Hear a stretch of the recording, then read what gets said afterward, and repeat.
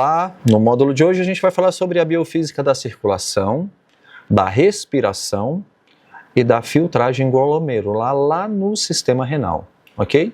Quando a gente fala da biofísica da circulação, a gente tem que lembrar do sistema circulatório cardiovascular. A gente tem que lembrar que a gente tem o coração, né? O coração funcionando como uma bomba hidráulica, tá? Dividida em duas partes, do lado direito e do lado esquerdo. Em termos de estrutura, nós temos o coração com 4 câmaras, 2 em cima e 2 embaixo, átrios em cima, ventrículos embaixo. Quando eu falo em bomba bilateral, então vou ter uma bomba do lado direito e vou ter uma bomba do lado esquerdo. Cada bomba vai ter como composição o seu átrio e o seu ventrículo. Então eu tenho átrio direito, ventrículo direito, como uma bomba específica, gerando fluxo e pressão específica, e do lado esquerdo eu tenho átrio esquerdo e ventrículo esquerdo, também gerando fluxo e pressões específicas. O que a gente tem como principal objetivo no sistema circulatório é o que o nome já diz: circular o sangue, ok? Por todo o organismo. De um lado, o sangue que é dito arterial, rico em oxigênio, e do outro lado, trazer de volta ao coração o sangue dito venoso, que é um sangue o quê? Um sangue pobre em oxigênio. Existe aí 2 exceções que a gente precisa ficar muito atento. Do ventrículo direito, eu tenho o sangue saindo para os pulmões, para que a troca aconteça. Então a gente vai entender que quando sai do ventrículo direito, ele sai através da artéria pulmonar. Nesse momento a gente tem uma artéria carregando sangue dito venoso, com baixa concentração de oxigênio. Esse sangue da artéria pulmonar é distribuído para o pulmão direito e para o pulmão esquerdo.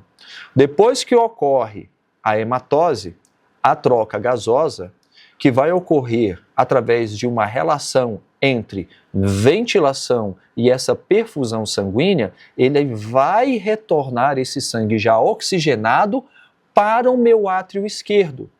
E nesse momento vai se conectar ao átrio esquerdo 2 veias pulmonares que vêm do pulmão direito e 2 veias pulmonares que vêm do pulmão esquerdo. Nesse momento, essas veias estão carregando sangue dito arterial, o sangue dito rico em oxigênio. Para que toda essa mecânica funcione, eu preciso que seja gerado dentro desse sistema potencial de ação. E esse potencial de ação, ele é gerado de forma específica lá no nódulo sinoatrial. Ou seja, eu tenho células musculares que se modificaram e se transformaram em células que são capazes de gerar um potencial de ação. Quando a gente falou em sistema de transporte, a gente falou que um sistema de transporte ativo gera o quê? Gera informação, uma energia que se desencadeia e que se dissipa, levando informação de um sistema para o outro, de um tecido para o outro, de um órgão para o outro, de uma célula para outro. No sistema cardíaco, quando se gera essa energia através desse nódulo sinoatrial, eu estou gerando um potencial de ação elétrico que vai fazer com que a bomba cardíaca contraia. Na contração eu chamo de sístole e no relaxamento, quando esse estímulo cessa, eu chamo de diástole. Lembrando que ela acontece primeiro no átrio, contração atrial. Átrio relaxa, depois ela vai para onde? Para o ventrículo. Então a contração, ela vai sair de um momento em que todo o coração está relaxado, aqui ó, na minha diástole, e aí eu começo com sístole atrial, diástole atrial, sístole ventricular, diástole ventricular, mantém em diástole por um tempo e o sistema recomeça mais uma vez, ok? Gerado lá em cima, nesse nódulo sinoatrial, que é chamado de o quê? Que é chamado de marca-passo do coração.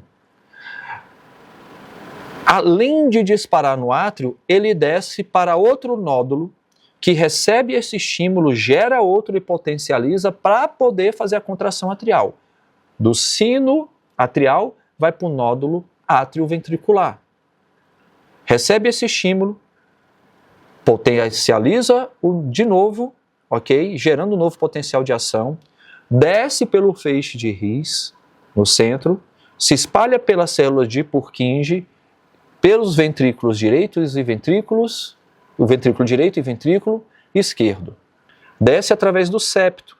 Septo é a parede que divide o lado direito e o lado esquerdo do coração. Então, eu tenho uma parede dividindo os dois ventrículos, septo ventricular, e tenho uma parede dividindo os dois átrios, septo atrial. E aí, a contração se dá para que eu consiga manter isso. Com uma concentração em cima desse sistema elétrico que eu tenho, que ele é autoexcitável, a gente não pode esquecer disso, é ele mesmo que gera o seu impulso, ele sofre modulação do sistema nervoso, mas ele não precisa do sistema nervoso para bater. Ele se autoexcita nesse marca-passo que vai aumentar ou diminuir a frequência dessas contrações de acordo com o quê? De acordo com a necessidade pela demanda de oxigênio pelos seus tecidos. Ou seja, quando eu estou de repouso, sentadinho aqui, sem fazer nada, eu tenho uma demanda específica. Se eu levantar aqui e correr, eu começo a ter um outro tipo de demanda. Eu preciso de mais oxigênio. Então vai acabar que o marca-passo vai aumentar a minha frequência cardíaca e como é uma necessidade desse sangue passar pelo pulmão para que sofra a hematose, eu também vou aumentar a minha o quê? Frequência respiratória.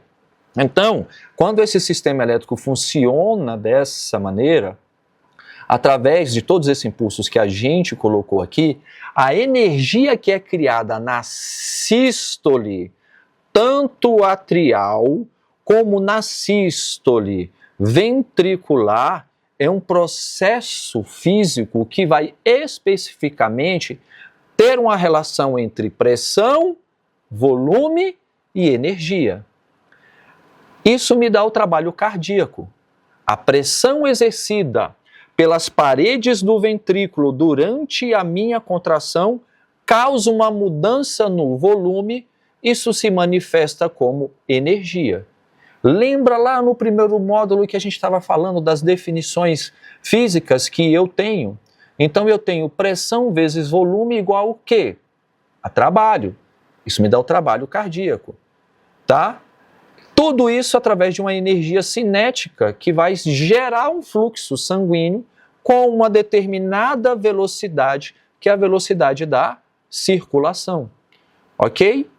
Então, quando eu aumento a frequência, eu também estou, no aumentar da frequência, aumentando a pressão dentro do circuito, aumentando, então, a velocidade e alterando esses volumes, ok?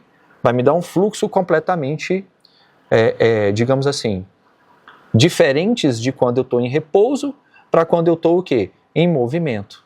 Tá? Esse fluxo ele vai depender de uma energia que é dissipada e esse fluxo é resultante do quê? Do atrito e da resistência que eu tenho com relação à passagem, ok?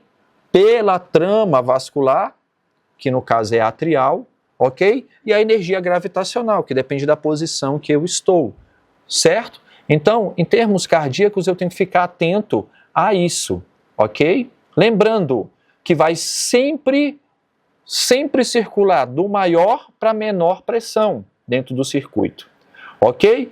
Quando eu falo da biofísica da respiração, eu falo de um mecanismo que vai auxiliar na condução, ok, do ar atmosférico para dentro de uma região onde vai proporcionar um aumento de concentração de um gás específico para que ocorra essa troca gasosa. Nós estamos falando das trocas gasosas entre oxigênio e CO2, que a gente já viu em módulos anteriores, e eu citei como exemplo, que é um sistema de passagem onde eu tenho o quê? Uma difusão que ocorre por conta de diferença entre os gradientes de concentração.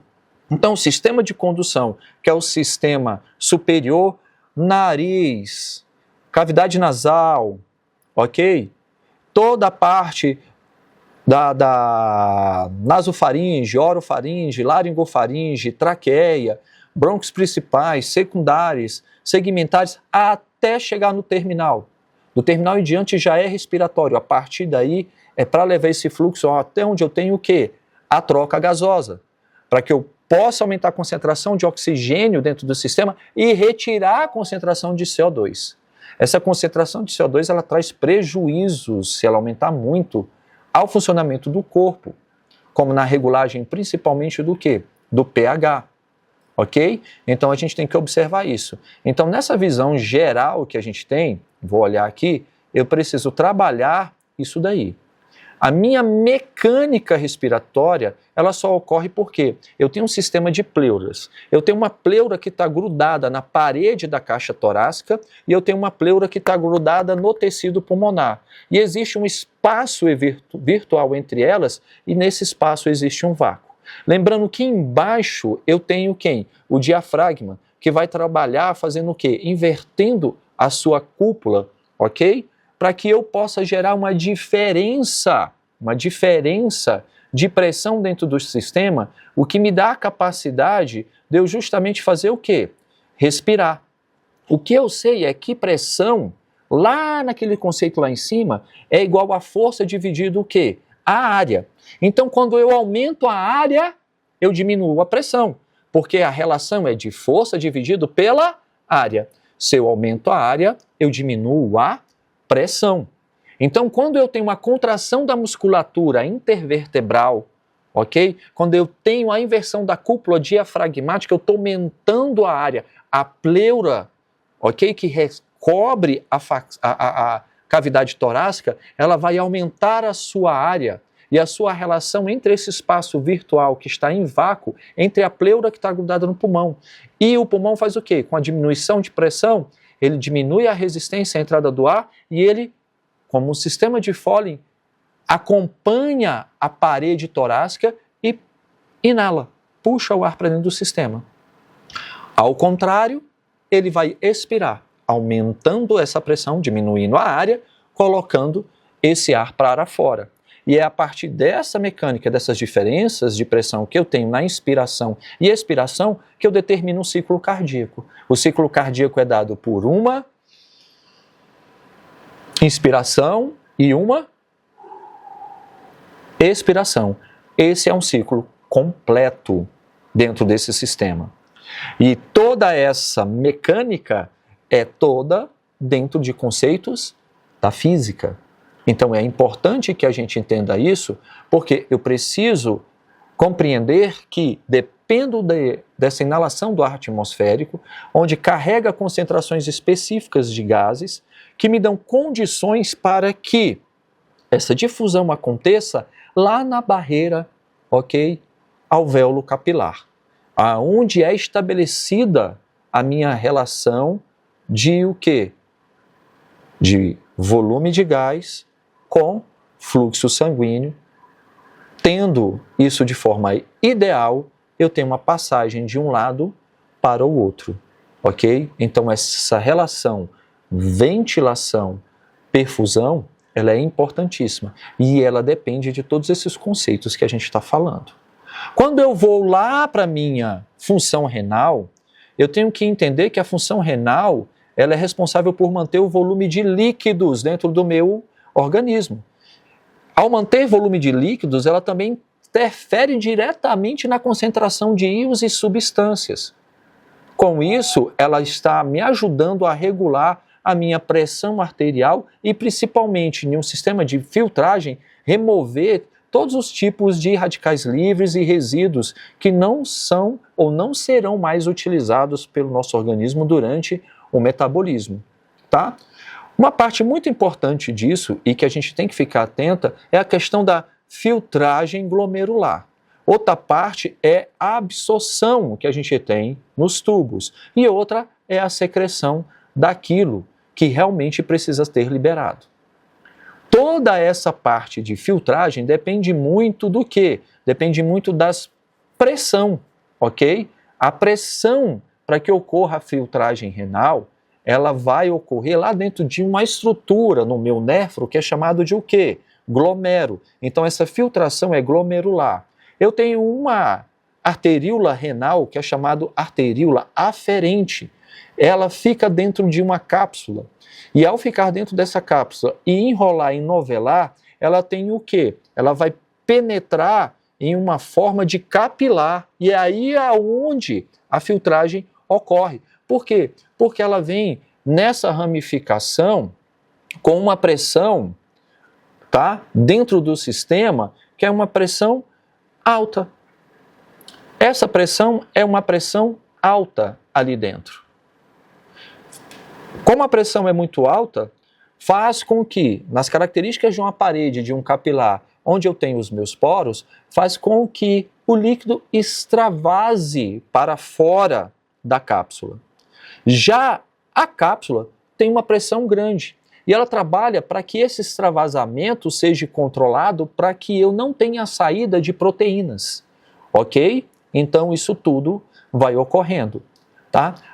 Essa pressão da cápsula é chamada de pressão colidosmótica, tá? Que vai mantendo essa estrutura dessa forma, tá? Fazendo com que eu tenha um extravasamento, mas ao mesmo tempo eu tenho um controle para que coisas, principalmente essas coisas que eu digo, desculpa, que as proteínas não saiam. Desse glomero, ela vai descer para um sistema de tubos. E esses tubos, dentro do seu epitélio, dentro da sua parte íntima, elas têm células especializadas para identificar o que precisa ser o quê? Reabsorvido em toda a sua extensão. E essa reabsorção se dá, às vezes, de maneira difusa, ou através de difusão, ou através de transporte ativo. Ok? E é isso que vai acontecendo dentro de todo esse sistema. Ou seja, o que a gente conversou aqui, falando da biofísica aplicada à parte cardíaca, à parte respiratória e à parte da filtração renal, ela tem, ok, uma ligação com os conceitos de pressão, volume, fluxo, gasto energético e trabalho. E ainda de geração de potencial de ação, ok, através de gasto de energia, para manter funcionamento e atividades de estruturas vitais. Então, dentro desse módulo, vocês precisam aprofundar esse estudo para que garanta lá na frente, no estudo da fisiologia, no estudo da bioquímica, ok? Na bioquímica clínica, ok? E uma série de outras disciplinas, um entendimento mais amplo, ok? Um entendimento mais específico e especializado em cima dessa base, que eu sei que você vai formar ela de uma maneira bem sólida. A gente se vê no próximo módulo. Muito obrigado.